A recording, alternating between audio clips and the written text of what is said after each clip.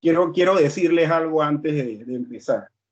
Cuando mi esposa le pidió aquí a mi compañero, amigo, colega, que orara, yo no podía aguantar la risa, hermano, porque eso de que orara por el profeta, a mí me iba a dar una convulsión de risa aquí.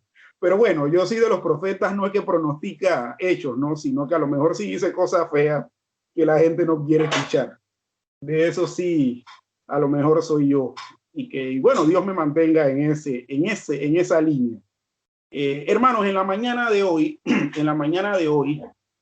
vamos a estar con el antepenúltimo punto de la serie de la providencia divina. Nosotros hemos estado a través de varias semanas hablando de la doctrina de la providencia de Dios, providencia divina. Y nosotros hemos estado viendo cada una de esas aristas a medida que hemos ido desarrollando. Y de manera general hemos visto que la providencia de Dios no solamente es ese aspecto de los atributos de Dios en donde Dios nos da, sino que la providencia de Dios, cuando hablamos de ese tema, no estamos hablando, estamos refiriendo precisamente al control, dominio y soberanía de Dios sobre todos los hechos del universo. Entonces estamos hablando de algo mucho más amplio que solamente pensar que, bueno, providencia de Dios es cuando Dios provee, porque mucha gente confunde, porque providencia suena como a provisión, pero la provisión es parte de la providencia, y eso lo vimos en un inicio. En esta mañana, en este tiempo que vamos a estar utilizando para hablar de este otro tema, vamos a hablar, hermanos, de la siguiente arista de la providencia de Dios. Y vamos a hablar del abandono de Dios del impío. Cuando hablamos de este tema, que a lo mejor para muchos es nuevo, ¿no? Muchos podrán decir, Dios abandona al impío, pecador, irredento, empedernido, que no quiere arrepentirse. Definitivamente que sí. La Biblia nos muestra un sinnúmero de textos bíblicos en diferentes contextos donde eso se da. El asunto es, hermanos, que para muchos les puede sonar un poco nuevo o extraño este tema, porque tristemente nadie habla de este aspecto de los atributos de Dios. Dios abandona a los que se pierden. Dios abandona a los que se pierden. Entonces, en esta línea, yo quiero que estemos escuchando el texto de la Confesión de Fe de Westminster, que nos ilustra o nos hace una introducción respecto a esta doctrina bíblica. Nosotros vamos a estar viendo una serie de pasajes, pero sí quiero que leamos y que podamos escuchar este trozo del texto de la Confesión de Fe de Westminster respecto a la providencia divina. Y dice así: en cuanto a los seres humanos malvados e impíos, a quienes Dios, como juez justo, los ha cegado y endurecido por sus pecados anteriores, no solo les niega su gracia, por la cual podrían haber sido iluminados en sus entendimientos y obrado en sus corazones, sino que también algunas veces les retira los dones, ya que ya tenían, y los expone a cosas tales que su corrupción las hace ocasión de pecado, y a la vez los entrega a sus propias concupiscencias, a las tentaciones del mundo y al poder de Satanás. Por lo cual sucede que se endurecen a sí mismos inclusive bajo medios que Dios usa para ablandar a otros. Voy a volver a leer aquí porque Lili, la perra de la casa, ha tenido una sinfonía de ladridos y no sé por qué.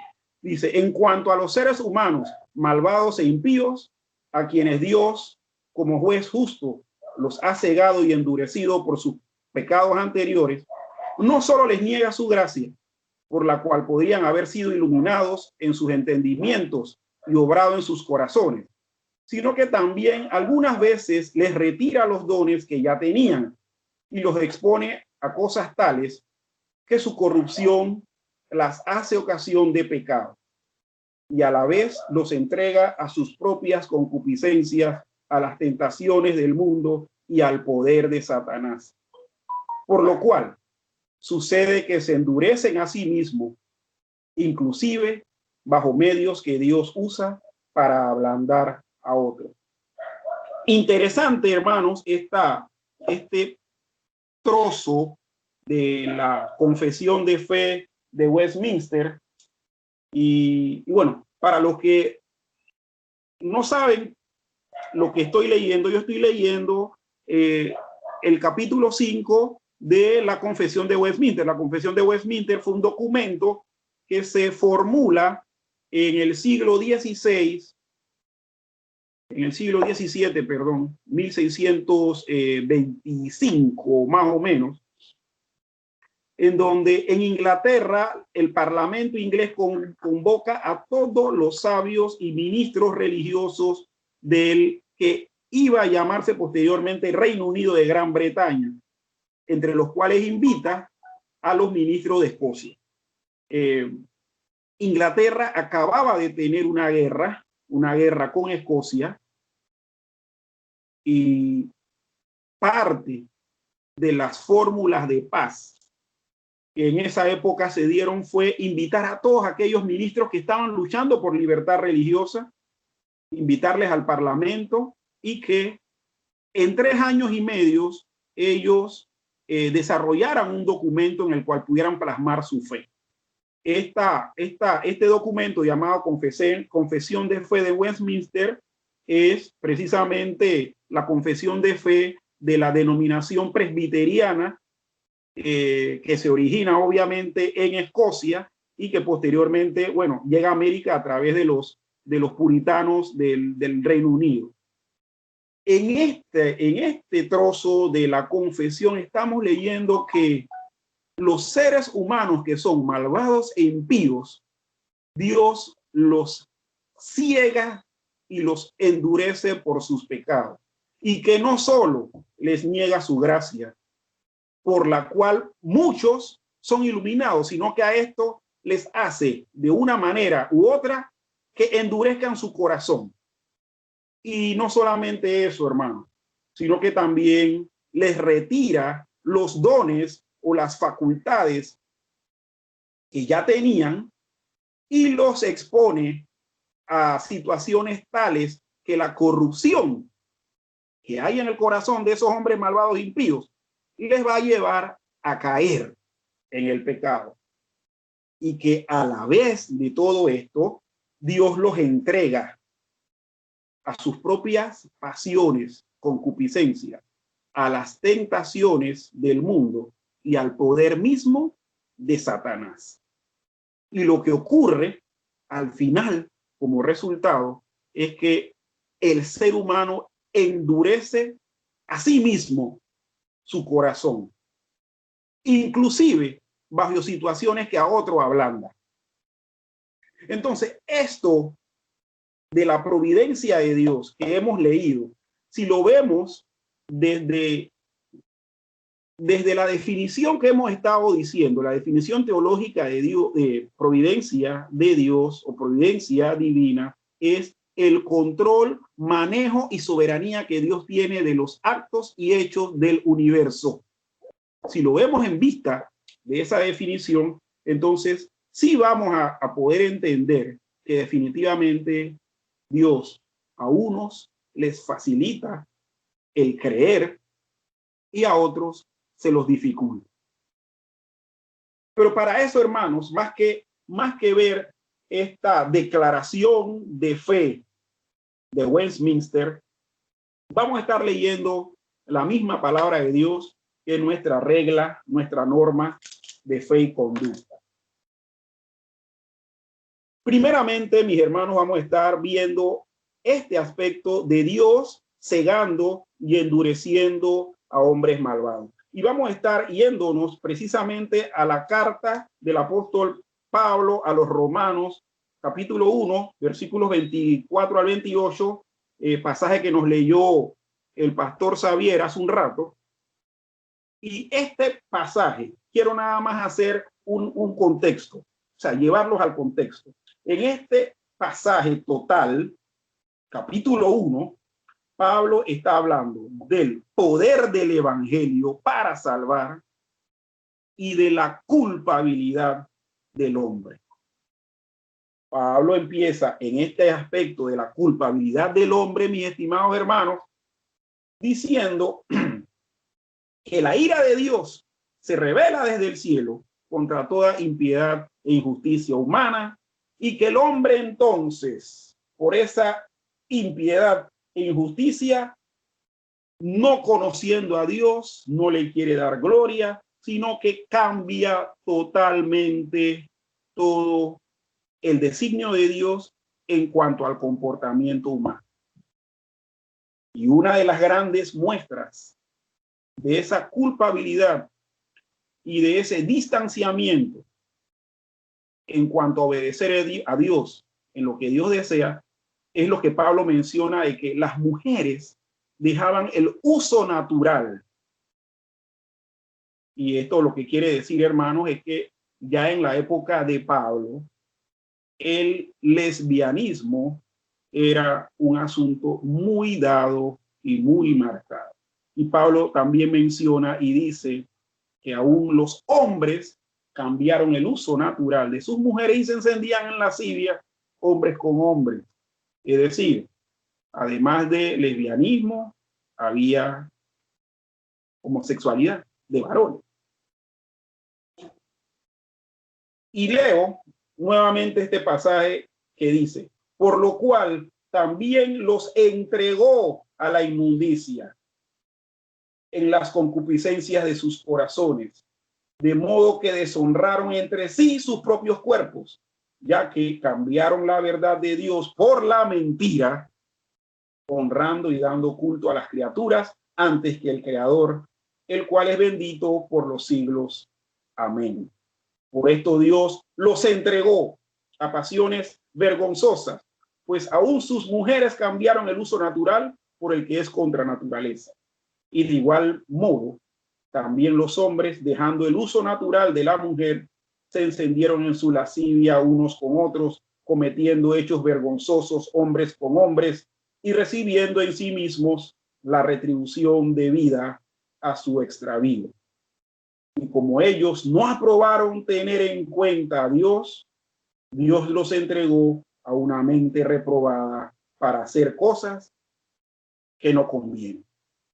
Curiosamente, en este texto que hemos leído, del versículo 24 al versículo 28, se menciona 3 veces, es decir, hace un énfasis con la palabra o la frase los entregó. Dios entregó a la inmundicia a los hombres después de haber cambiado la gloria de Dios por cosas corruptivas.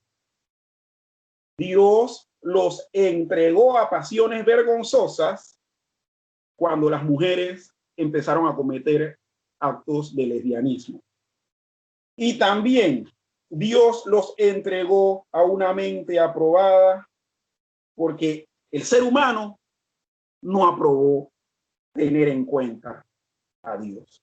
Entonces vemos, mis hermanos, que en este pasaje estamos viendo a Dios abandonando al impío y malvado ser humano con un corazón empedernido y duro a que siga con su inmundicia, a que siga con sus pasiones vergonzosas y a que no apruebe tener en cuenta a Dios.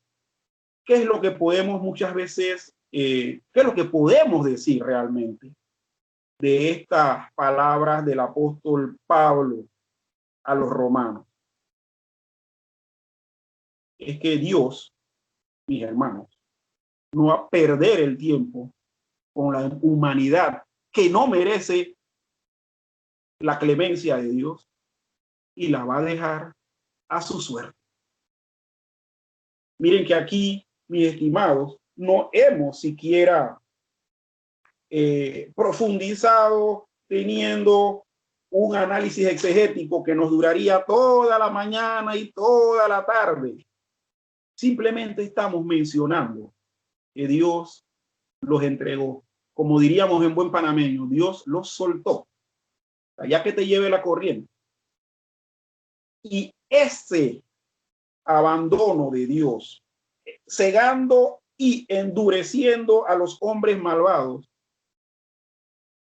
ha estado dándose desde el momento de la caída hasta nuestros días. Desde el momento que Adán y Eva desobedecieron a Dios, comiendo el fruto del árbol que no debían comer. Y aún después de haber salvado a Noé y a su familia, el ser humano, descendiente del mismo Noé, que fue obediente a Dios, siguió teniendo el mismo comportamiento. Siguió teniendo el mismo comportamiento, mis hermanos.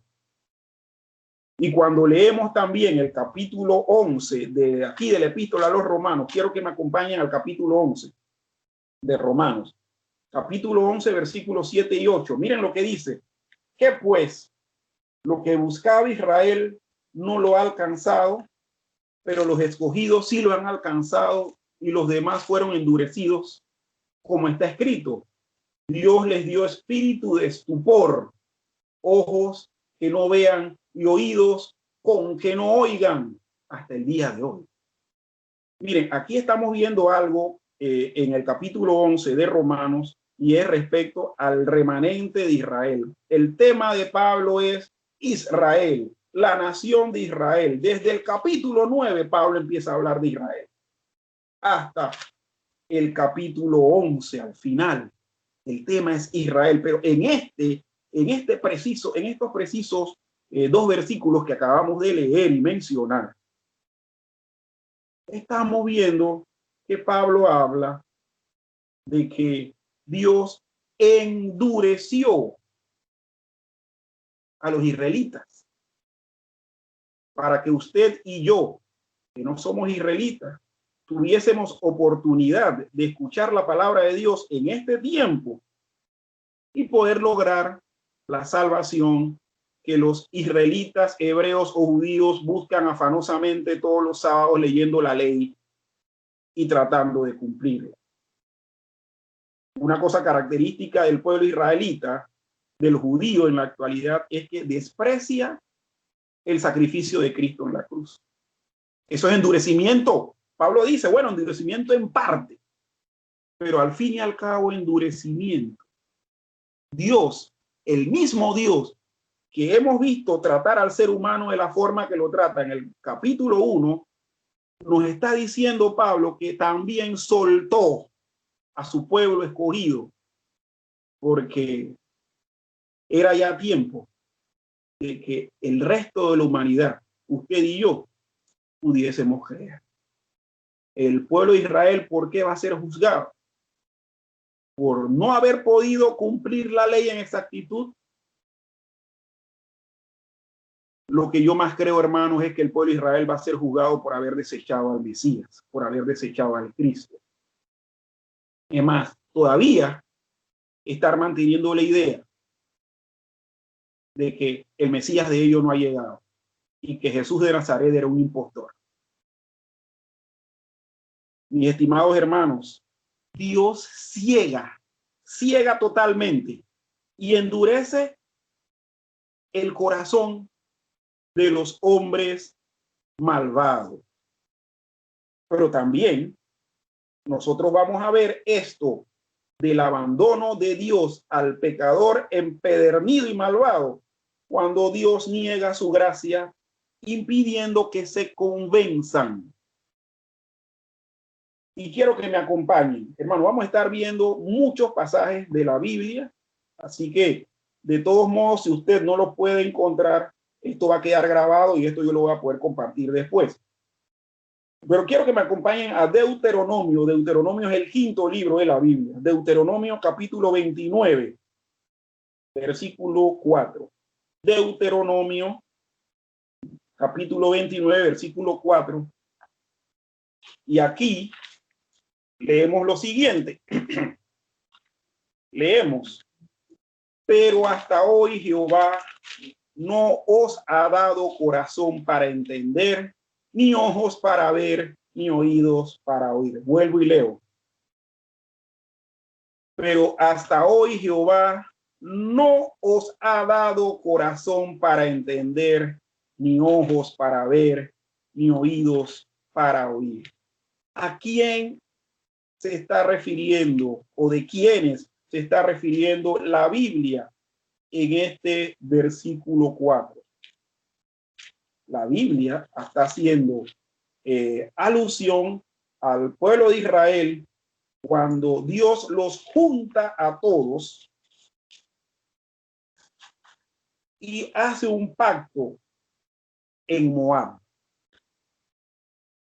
Bien, una de las tantas cosas que sucedió con el pueblo de Israel es que el pueblo de Israel tuvo que pasar a la hora de salir de Egipto y entrar a la tierra prometida por el territorio de muchas naciones. Muchas naciones se negaron a dejar a Israel pasar.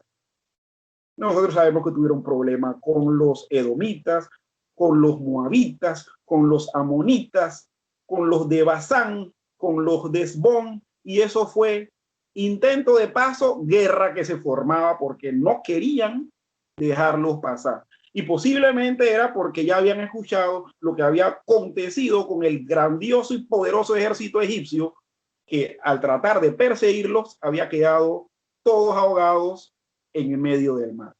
Y mucha gente decía, no, este pueblo maldito que trae mala suerte, que trae desgracias, no lo vamos a dejar pasar. Donde intenten pasar, le hacemos guerra.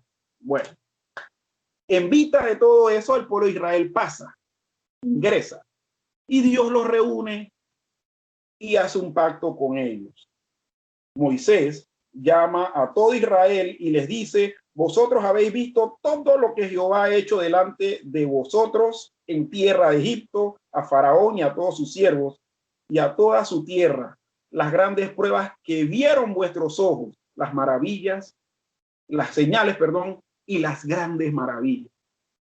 Miren, Israel no solamente libró guerras tratando de llegar a su tierra prometida, sino que también experimentó prodigios como comer maná, poder beber agua de una roca.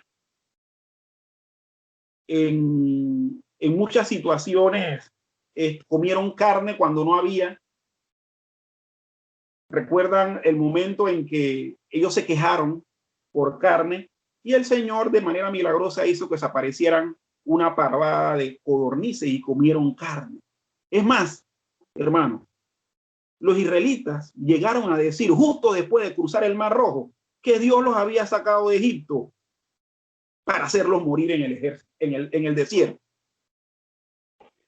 Y es por esta razón que Moisés, cuando Dios a través de Moisés hace ese pacto con ellos en Moab, les dice que hasta hoy Jehová no les había dado corazón para entender. Era gente que no entendía.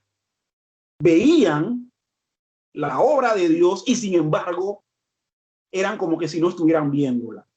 Oían las cosas que estaban pasando y era como que si no las estuviesen escuchando. Mis estimados hermanos, aquí claramente vemos a Moisés diciéndole a este pueblo de dura cerviz, terco como una mula, diciéndoles, Dios no les ha dado corazón para entender, ni ojos para ver, ni oídos para oír. Dios está negando su gracia para impedir la convicción de su pueblo. De la misma manera, estimados hermanos, estimados oyentes, Dios va a negar su gracia impidiendo la convicción de mucha gente. Hoy lo hizo en el pasado y lo hará en el futuro. Esto es algo que debe llenarnos de temor. De hecho, en el capítulo, en el capítulo 11 de Romanos que leímos anteriormente, creo, nos topamos con la palabra estupor. Y miren, a mí, yo la palabra estupor sí la había escuchado, más me di a la tarea de ver su significado. Y la palabra estupor significa estupefacción, somnolencia y letargo. Y entonces la palabra estupefacto o estupefacción significa hacerse estúpido. Imagínense lo fuerte. Dios les da espíritu de estúpido a la gente para impedirle que se convenza de las cosas que él está haciendo. Y Dios lo hace a su voluntad, hermano. Muchos podrán decir, pero qué cruel es Dios. Bueno, yo sí les digo algo. Cuando yo vi esto por primera vez hace años atrás, en verdad que yo boté la misma expresión. Pero qué cruel, sádico y malo es Dios. Dios es un monstruo. Pero nunca me puse a pensar que ese monstruo que endurecía a otros, me hablando a mí. Por lo tanto, yo tengo que agradecer que Dios no me midió con la misma plomada a mí con la que ha medido al resto de la humanidad. Mis estimados hermanos, nosotros podemos decir que Dios es malo porque abandona al pecador en vez de darle chance. Pero es que la norma o lo lógico es que Dios no nos dé chance a ninguno, porque todos merecemos castigo. Cuando nosotros vemos esta realidad de los atributos de Dios y vemos la obra que ha hecho en nosotros, tenemos que simplemente decir gracias, Señor, porque de mí tuviste misericordia. En tercer lugar, mis estimados hermanos, vemos a Dios retirando los dones o cualidades individuales de las personas.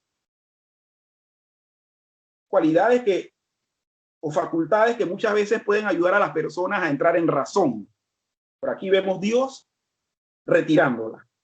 Y quiero, mis estimados hermanos, solamente ver un pasaje, irnos al Evangelio según San Mateo, capítulo 13, versículo 12. Mateo, capítulo 13, versículo 12. ¿Qué dice este pasaje? Este pasaje dice, porque a cualquiera que tiene, se le dará y tendrá más. Pero al que no tiene, aún lo que no tiene, le será quitado. Bien, volviendo a hacer lo que hice anteriormente. Este pasaje aislado puede provocar malas interpretaciones, pero vamos a ver el contexto. Jesús acaba de enseñar la parábola del sembrador. Dice que el sembrador salió a sembrar y cuando tiraba sus semillas, una cayó en el camino o junto al camino. Y vinieron las aves y la comieron. Parte cayó en pedregales, en lugares con piedra. Donde no había mucha tierra, brotó pronto y como no tenía profundidad, se quemó porque no tenía raíz. Parte cayó entre espinos y los espinos crecieron y la ahogaron. Pero parte cayó en buena tierra, dio fruto a 60, a 30 y a 100 por uno. Hermanos, Jesús acaba de dar esta parábola y mucha gente no la entendió. Entonces, dice el versículo 10 de este capítulo 13, entonces acercándose los discípulos le dijeron, ¿por qué les hablas por parábolas? Le hicieron una pregunta: ¿por qué tú haces eso, Señor? Tú no pudiste hablarles claro. Y el versículo 11 dice lo siguiente: él respondiendo les dijo: porque a vosotros os es dado saber los misterios del reino de los cielos, mas a ellos no les es dado. Oiga, qué palabra más dura. Jesús le dijo: ¿sabes por qué les hablé en parábola?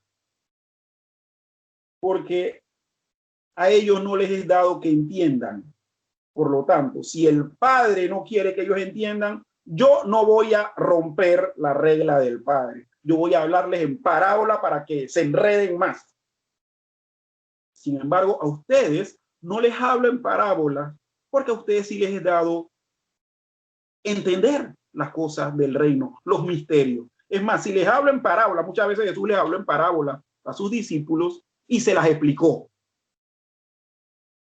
Porque como bien dice la frase del versículo 12, porque a cualquiera que tiene se le dará y tendrá más, pero al que no tiene, aún lo que no tiene le será quitado. Mis estimados hermanos, Dios retira las facultades naturales para que la gente entienda, y Él así lo quiere, hermano, y Él así lo quiere, Él así lo ha dispuesto. Ahora, muchos dirán: pero es que nada más en ese pasaje dice eso. No, hermano. La Biblia está llena de alusiones a que Dios, al que quiere que se arrepienta, lo hace arrepentirse, y al que no quiere que se arrepienta, no lo hace arrepentir. O nos olvidamos de lo que sucedió con Faraón, cuando en el medio de las 10 plagas, siempre se dice al final de cada plaga que Dios endureció el corazón de Faraón a propósito. ¿Para qué? Para seguir mostrando su poder y para al final humillar a Egipto. Dios hace eso siempre, desde el inicio. Lo hace hoy y lo seguirá haciendo. Quizás nos cueste creerlo, pero es así. Y esto del abandono de Dios al pecador es una realidad doctrinal que tenemos que enseñar, mis estimados hermanos. Porque a mucha gente se le vende un evangelio de a 3 por un real, y perdonen la expresión. Cuando le dice: venga, venga, venga, venga, hay oferta de salvación hoy, acepte a Cristo en este momento. Y lo que hacemos es que llenamos las congregaciones de gente que jamás se convirtió, que jamás se salvó, que jamás se arrepintió. Llenamos las iglesias de impíos. Lo único es que van a la iglesia, a diferencia de los que no van. Van a la capilla, como dice mi esposa, que la iglesia es el cuerpo de Cristo, la figura de asamblea de Cristo. En cuarto lugar, mis estimados, Dios expone al pecador a su propio pecado. Dios expone al pecador a su propio pecado. Vayamos nuevamente a Deuteronomio, el quinto libro de la Biblia, nada más que esta vez al capítulo 2, al segundo capítulo de este libro. Deuteronomio es un libro de los 5 que escribió Moisés. Es interesante porque en este libro se hace una repetición de la ley. Por eso se llama Deuteronomio. La palabra Deuteronomio viene del griego deutero, que significa 2, y nomio, que significa regla o ley. Por lo tanto, Deuteronomio nosotros podemos entender que es la segunda ley o la repetición de la ley. Entonces, en Deuteronomio capítulo 2, versículo 30, Deuteronomio 2:30 dice: mas Sehón, rey de Hesbón, no quiso que pasásemos por el territorio suyo, porque Jehová tu Dios había endurecido su espíritu y obstinado su corazón para entregarlo en tu mano como hasta hoy. Como les dije anteriormente, en ese peregrinar del pueblo de Israel en el desierto de Sinaí, luego pasan a Moab, para luego poder entonces entrar a través del río Jordán a la tierra prometida, hubieron pueblos que no te vamos a dar el paso, hermano, no, ustedes son de mal agüero, así que ustedes o pasan por otro lado o se lo impedimos aquí con guerra. Bueno, este rey llamado Sehón fue uno de los que impidió el paso. Pero miren lo que dice este pasaje, de manera cruda lo dice: mas Sehón, rey de Hesbón, no quiso que pasásemos por el territorio suyo, porque Jehová tu Dios había endurecido su espíritu y obstinado su corazón para entregarlo en tu mano. Es decir, Dios provocó todo eso para que cayeran, para que al final perdieran la guerra. Y aquí vemos a Dios exponiendo a Hesbón, a Sehón, rey de Hesbón, a su propio pecado de obstinación de que no los iba a dejar pasar. De hecho, si nosotros leemos todos los versículos anteriores, nos vamos a dar cuenta que Moisés manda emisarios a Sehón y le dice: permítenos pasar por tu territorio y nosotros te vamos a comprar la comida y el agua que utilicemos. No vamos a pasar de gratis, solo vamos a pasar de camino, pero si necesitamos comer, te lo vamos a comprar por dinero. Y si necesitamos beber, te lo vamos a comprar por dinero. Es decir, Moisés le estaba diciendo a Sehón: hagamos un trato, déjanos pasar, nosotros no vamos a fomentar ninguna guerra y lo que necesitemos se lo compramos a tu gente y le pagamos. Oye, Sehón no quiso. El trato era justo. Oye, una persona quiere de repente, imagínense que quieren construir un puente encima de mi casa y que eso me va a estar atormentando toda la noche por el ruido de los carros. Y luego el contratista viene y me dice: señor Tuñón, mire, nosotros vamos a tener que por fuerza construir este puente encima de su casa. Sabemos el dolor de cabeza que le va a provocar diariamente la pasadera de automóviles de alto calado y de alto peso. Pero miren, le vamos a indemnizar con $50 millones. Oh, yo digo, más que bien, dame lo que yo me mudo de aquí. ¿Por qué? Porque me está haciendo un trato. Sería tonto y lógico que yo diga: no, tú eres un atrevido, esta casa yo la terminé de pagar yo, ya. Así que vete a construir un puente de donde sea, menos aquí. Y que se fomente una cosa, entonces me cae el Estado y me quita hasta la casa. Porque es una obra pública. Bueno, algo así ocurrió con Sehón. Y Dios lo expuso a su propio pecado para que cayera. Igual tuvo que dejar al pueblo de Israel pasar, y no solamente pasó eso, estimados. Israel se quedó con el terreno, con el territorio. Israel se quedó con el territorio. Así que perdió doblemente. Dios hace eso. Y no solamente en este pasaje, en muchos pasajes, hermano.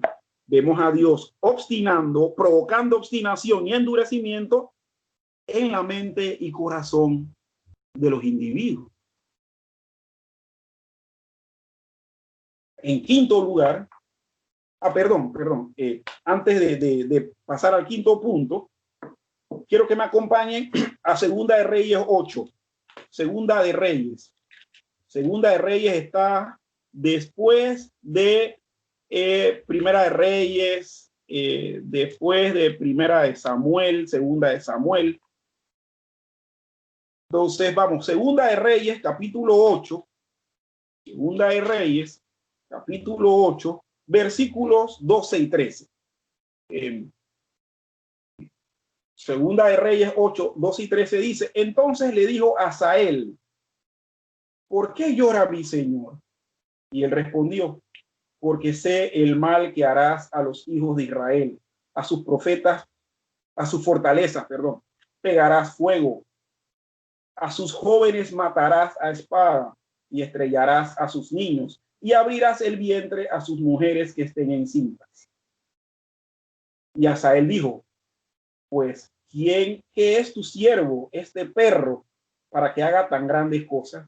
Y respondió Eliseo: Jehová me ha mostrado que tú serás rey de Siria. Bien, para poner en contexto, el reino de Israel se había dividido en dos: el reino del norte con 10 tribus y el reino del sur con 2. El reino del norte tenía como capital a Samaria y el reino del sur tenía capital a Jerusalén. El reino del norte siempre tuvo la amenaza de un reino vecino, justamente vecino ahí, con el que compartía fronteras, llamado Siria o Aram. Y muchos de estos reyes no habían podido hacer algo contra este reino del norte porque Dios se lo había impedido. Muchos de los profetas fueron y trataron directamente con los reyes de Siria y estos reyes se ablandaron. Pero hubo un rey de Siria llamado Ben-Hadad que había enfermado. Y este rey era muy amigo de un profeta de Dios llamado Eliseo, discípulo de Elías. Y Ben-Hadad le dice a su siervo, a su siervo más cercano, le dice: ve y espera al siervo de Dios en el camino, envíale un presente, 40 camellos cargados, imagínense, el presentito, y pregúntale si he de continuar enfermo o voy a mejorar. Bueno, Hazael, que era el siervo muy cercano, le pregunta eso y Eliseo le dice: dile que seguro va a mejorar, pero ciertamente él morirá. Y así mismo fue. Así mismo fue. Hazael se acerca a Eliseo, le da su presente, pero Eliseo se le queda mirando y empieza a llorar. A lo que Hazael le dice: ¿por qué lloras, mi señor? Le tenía mucho respeto a Hazael, a Eliseo. Sabía el tipo de persona que era Eliseo, un enviado del Dios de Israel. Y Eliseo le dice: yo lloro, ¿sabes por qué? Porque sé que tú vas a pegar fuego a las fortalezas de Israel. Vas a matar a los jóvenes de Israel. Vas a estrellar a los niños. Vas a abrir los vientres de las mujeres que estén encintas. Y él dice: pero ¿cómo voy a hacer eso si yo no soy ni el rey siquiera? Soy un perro. Soy el mandadero del rey. Y Eliseo le dice: no, el Señor me ha mostrado que tú vas a ser el rey de Siria. Y de hecho así fue. Muriendo Ben-Hadad, el que tiene el trono de Siria es Hazael. Y Hazael, mis estimados hermanos, fue uno de los grandes dolores de cabeza de ese reino del norte, del reino de Israel. Eliseo había visto de manera anticipada lo que iba a pasar. Ahora, este buen chico, que era el mensajero del rey, aparentemente muy educado, bueno, Dios lo expuso a su propio pecado. Al final, hermanos, si siguen leyendo, en el versículo 15 de este mismo capítulo, dice: el día siguiente tomó un paño y lo metió en agua y lo puso sobre el rostro de Ben-Hadad y murió, y reinó Hazael en su lugar. No se sabe si es que él agarró el paño con agua y lo puso de manera que asfixió al rey, o si realmente simplemente le puso el paño como quien le pone paño mojado a una persona con fiebre y la persona murió. El asunto es que expone a Hazael a su propio pecado y Hazael desarrolla la capacidad de pecado que él podía desarrollar porque hizo todo lo que Eliseo le dijo que iba a hacer con Israel: prender fuego a fortalezas, matar a jóvenes, estrellar niños y abrir vientres de mujeres encintas. Miren, las guerras de ese tiempo eran crueles. Y una de las formas de humillar a los pueblos vencidos era, además de violar a las mujeres que quedaban, eran las que estaban encintas, ya que no las podían violar, o sí las podían violar, pero era más cruel agarrar una espada y atravesarlas con feto y todo dentro, hermano. Eso era maldad, eso era pecado.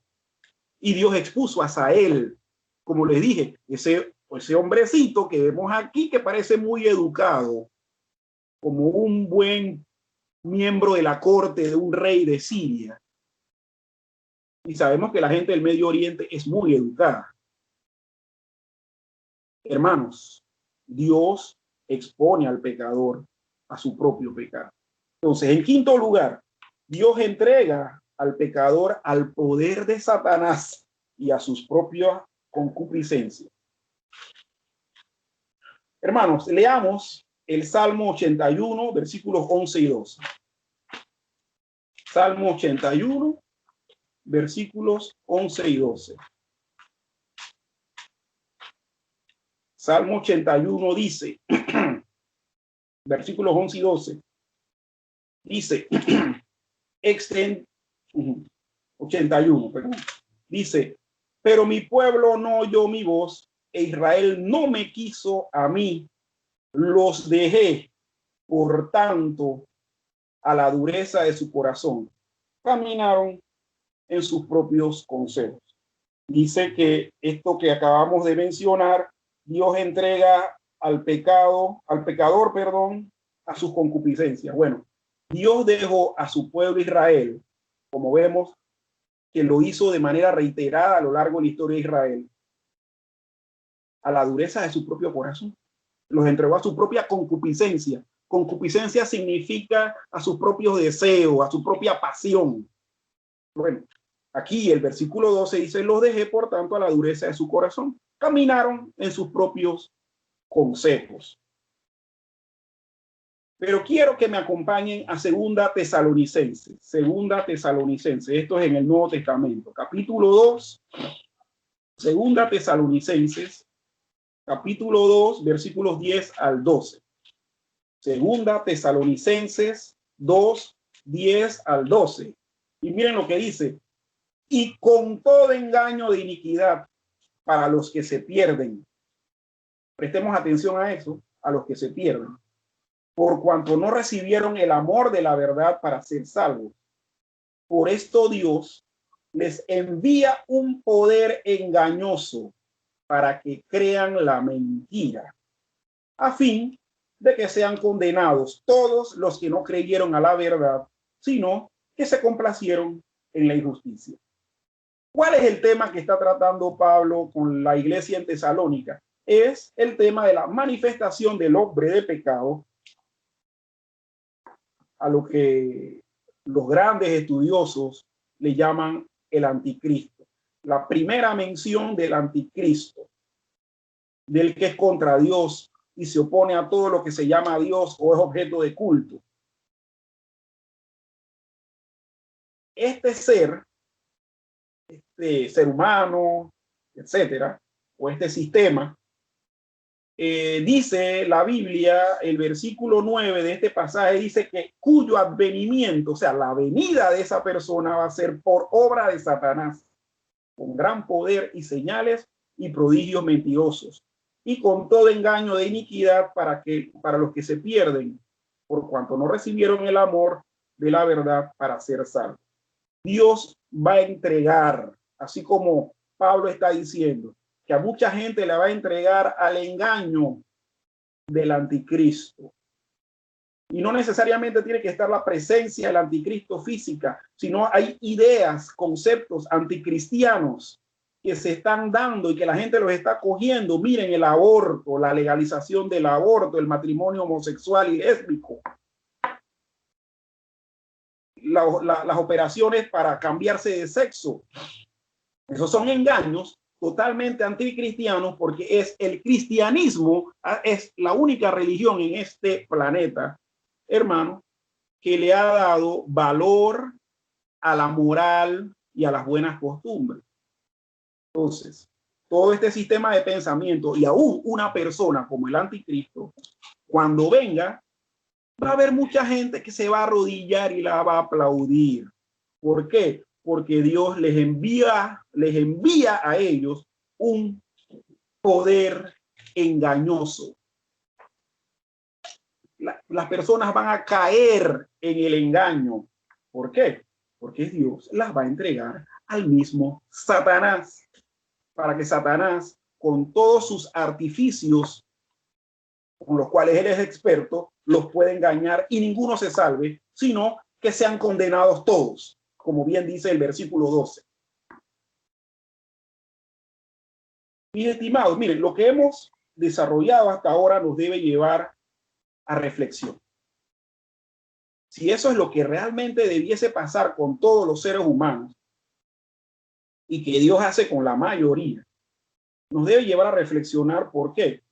Porque es tiempo de que consideremos en nuestro ser el creer en Cristo y el arrepentirnos de nuestros pecados. Es menester. De seguro, si usted se resiste a creer, es porque posiblemente usted es objeto del resultado de ese poder engañoso que hay en el diablo y que Dios ha permitido que se dé para que la gente no crea y se pierda. Y por último, el pecador se endurece a sí mismo. Después de cada una de estas cosas que hemos estado mencionando, al final la conclusión es que el mismo pecador toma de manera deliberada la decisión de endurecerse. Y quiero compartir rápido 4 pasajes de la Biblia. Los 2 primeros están en Éxodo, segundo libro de la Biblia, Éxodo 7:3 y Éxodo 8:12. Éxodo 7:3 y Éxodo 8:12. Éxodo 7:3 dice: y yo endureceré el corazón de Faraón y multiplicaré en la tierra de Egipto mis señales y mis maravillas. Eso dice Éxodo 7:3. Ahora vamos a Éxodo 8:12. Entonces salieron Moisés y Aarón de la presencia de Faraón, y clamó Moisés a Jehová tocante a las ranas que había mandado a Faraón. Bien, ¿qué estamos leyendo así de manera solamente escogiendo estos 2 textos? Bien, estamos en el contexto de las 10 plagas. Cada vez que Moisés iba a pedir que el pueblo pudiese salir a adorarle en el desierto y que Faraón lo dejara salir, la Biblia dice que Faraón endurecía su corazón. Luego venía la plaga y después Faraón, hablando con Moisés y Aarón, decía: ruégale a tu Dios que por favor no quite esta plaga. Pero cada vez Faraón se iba endureciendo cada vez más. ¿Por qué?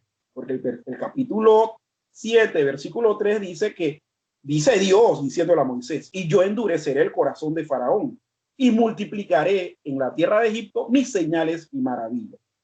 Y en el 8:12 vemos precisamente a Faraón rogándole a Moisés que ruegue a Dios para que le quite la plaga de las ranas que nada más en ese tiempo, y que bueno, normalmente las ranas son de estar en agua, ¿verdad? Pero las ranas habían inundado todo el país y hasta en el palacio de Faraón estaban.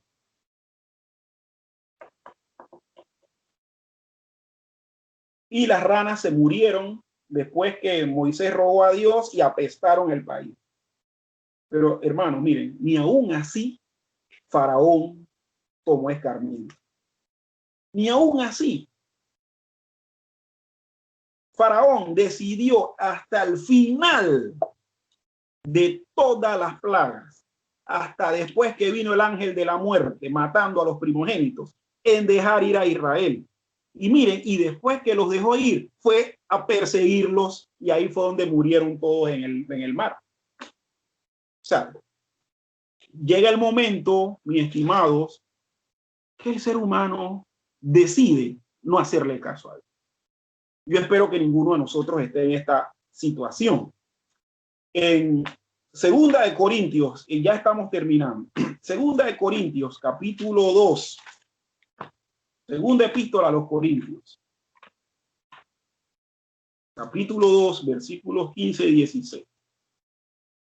Segunda de Corintios 2, 15 y 16 dice: porque para Dios somos grato olor de Cristo en los que se salvan y en los que se pierden. A estos ciertamente olor de muerte para muerte, y a aquellos olor de vida para vida. Y para estas cosas, ¿quién es suficiente? Miren, vuelvo y leo. Capítulo 2, versículos 15 y 16. Porque para Dios somos grato olor de Cristo en los que se salvan y en los que se pierden. A esto ciertamente olor de muerte para muerte, y a aquellos olor de vida para vida. Y para estas cosas, ¿quién es suficiente? Estamos leyendo a Pablo hablando de que somos triunfantes en Cristo. ¿El pasaje cuál es? El pasaje es 2 Corintios 2, versículos 15 y 16. Bien, vemos a Pablo hablando que somos triunfantes en Cristo y que nuestro triunfo en Cristo es de grato olor a Dios. Es como que si estuviésemos en el templo orando a Dios u ofreciéndole un sacrificio y prendiendo incienso. Y miren, le voy a explicar algo porque hay que hacer analogía. En el tabernáculo o en el templo, los sacrificios que se hacían eran de sangre. Y yo les pregunto, ¿la sangre huele bien? ¿Sí o no? La sangre huele horrible. Y por esa razón, en el altar había un altar de incienso, porque se mitigaba el mal olor del sacrificio, de la sangre que brotaba. Entonces, lo que Pablo está diciendo es que para Dios nosotros somos un sacrificio grato, igual que el que se hacía en el lugar santo cuando se sacrificaba la víctima, pero se encendía el incienso. Nosotros, los que hemos creído en Cristo, somos de grato olor para Dios. Pero los que son pecadores endurecidos a sí mismos, son olor de muerte para muerte. Es como que si ofrecieran el sacrificio, no en el templo, no en el tabernáculo, sino en la montaña, al aire libre, y que se siente la edentina de la sangre y de la putrefacción de la carne. Con esto recuerdo cuando Abraham, Dios hace pacto con Abraham y Dios le dice a Abraham que parta unos becerros, que los parta en dos. Y ese pasaje nos muestra que dice que una llama se paseaba en medio de las víctimas. Miren, ese tipo de sacrificio que hizo Abraham, donde no prendió ni un incienso, era un sacrificio pero apestoso. Se lo tuvo que aguantar porque Abraham no prendió incienso ahí. Lo que quiero decir con esto, hermano, es que el pecador que se endurece a sí mismo,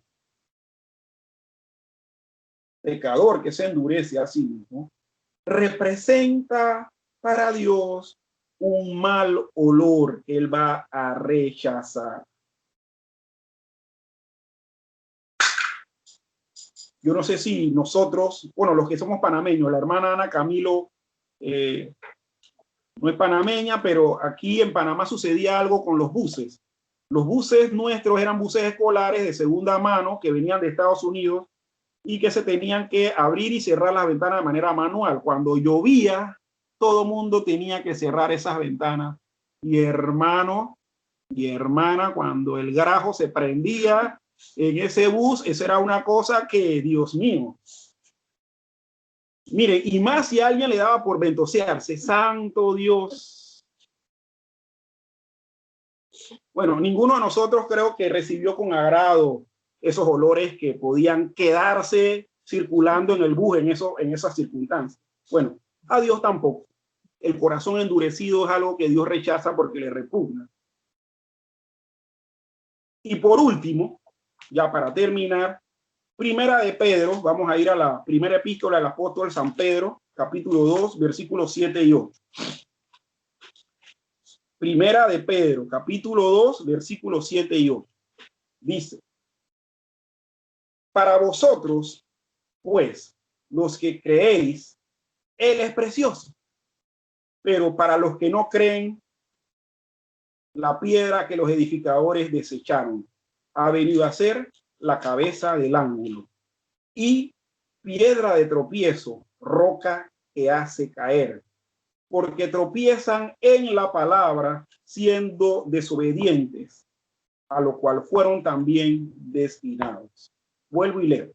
Para vosotros, pues, los que creéis, y estamos refiriendo a creer en Cristo, los que creéis, Él es precioso, pero para los que no creen, la piedra que los edificadores desecharon ha venido a ser la cabeza del ángulo y piedra de tropiezo y roca que hace caer, porque tropiezan en la palabra siendo desobedientes, a lo cual fueron también destinados. El pecador se endurece a sí mismo con el único destino, el único derrotero de tropezar en la palabra de Dios, o sea, desechar totalmente, repudiar él, ese incrédulo, ese endurecido, la palabra de Dios y ser desobediente. Obviamente, esa persona, ese pecador empedernido, Dios abandona. Hermanos, esta doctrina, ¿a qué nos lleva? Nos lleva precisamente a revisarnos, a hacer una introspección. Los que ya hemos hecho profesión de fe en el Señor, verdaderamente preguntarnos si realmente estamos en la fe. Y los que no, empezar a considerar lo más antes posible, rendirse al Señor. Pero más importante todavía que eso, mis estimados hermanos, es que esta doctrina nos demuestra la gloria de Dios. Es decir, Dios al final tiene razón. Dios al final tiene razón en declararnos a todos pecadores. Y no solamente declararnos a todos pecadores, sino separarnos de la gloria de Él. Yo extiendo una invitación a todos a que podamos hacer la revisión y ponernos a cuenta con Dios. Miren que hay algo bien preciado que tiene el ser humano, que es, eso sí es lo único que se lleva cuando muere, que es su propia alma. Triste será que ese único bien preciado que el hombre tiene, se la pase el resto de la eternidad en sufrimiento, alejado y destituido, separado totalmente de la gloria de Dios.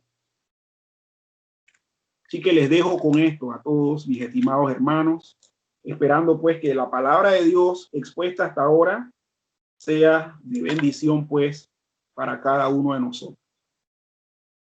Que Dios me los bendiga muy ricamente y seguimos pues con el programa ya para terminar. Bendiciones.